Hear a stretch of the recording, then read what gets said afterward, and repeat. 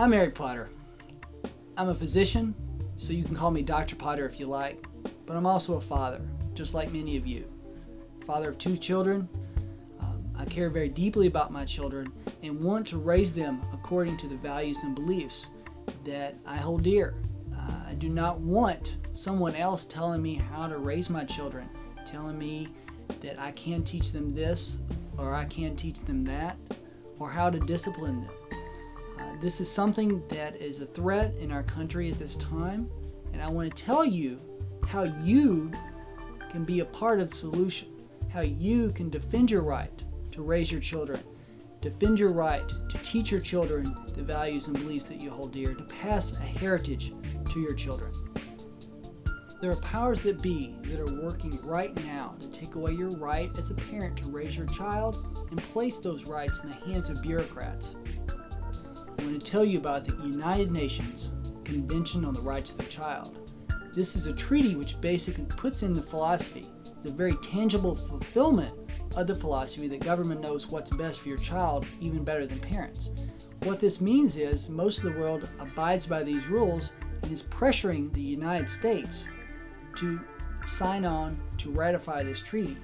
This treaty basically puts in the worldview that government knows what's best for your children into writing and makes it a law. Article 6 of our Constitution says that any treaty made under the authority of the United States becomes supreme law of the land. So if our Senate, 67 of our senators, vote yes, our Senate will ratify this treaty. When it does so, it becomes supreme law of the land.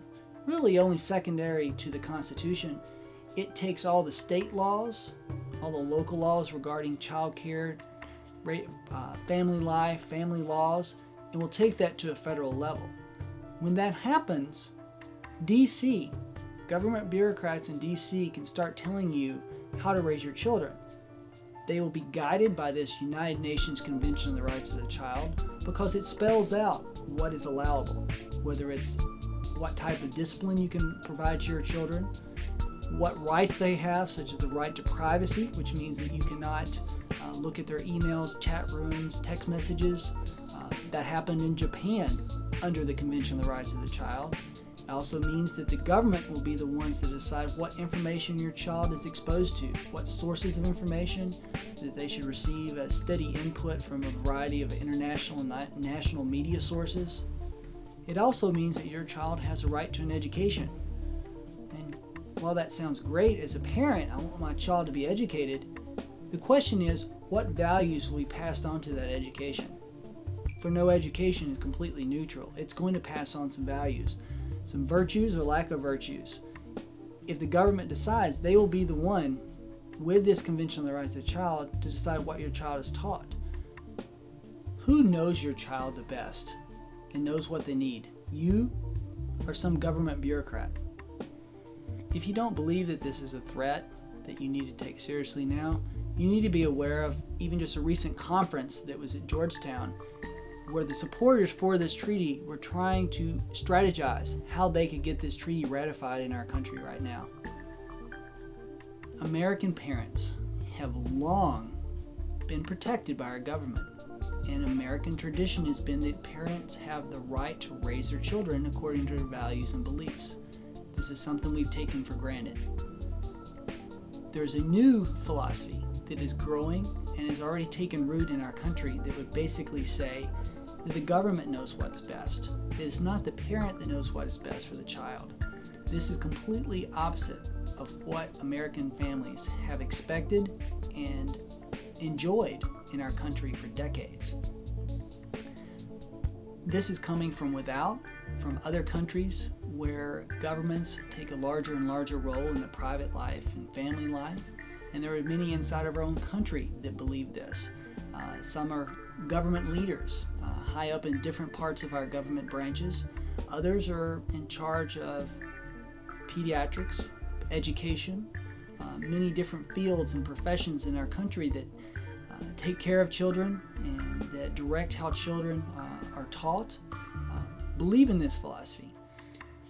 The next step happens, the next ingredient to this philosophy that starts intruding and taking away parents' rights to raise their children is a philosophy that the government is supposed to provide all the needs of its citizens.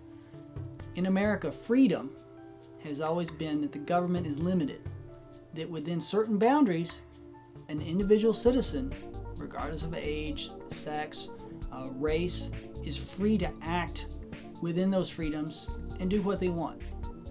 There are some limits. We have gun rights. You can't go out and shoot somebody. You have freedom of speech. You can't use that to libel someone. But we have freedom within those boundaries. In the international world, human rights takes on that plus more.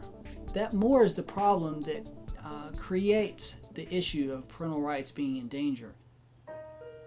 I'm Dr. Eric Potter. We've talked about how there's a threat to parental rights, but now I'd like to invite you to learn more what you can do to protect your right as a parent, to pass on values and beliefs to your children. Our website at parentalrights.org will tell you what you can do to join our effort to get the word out, to tell others, and be a part of the solution, to make a difference, and not just sit there and be afraid, but to actually do something about it.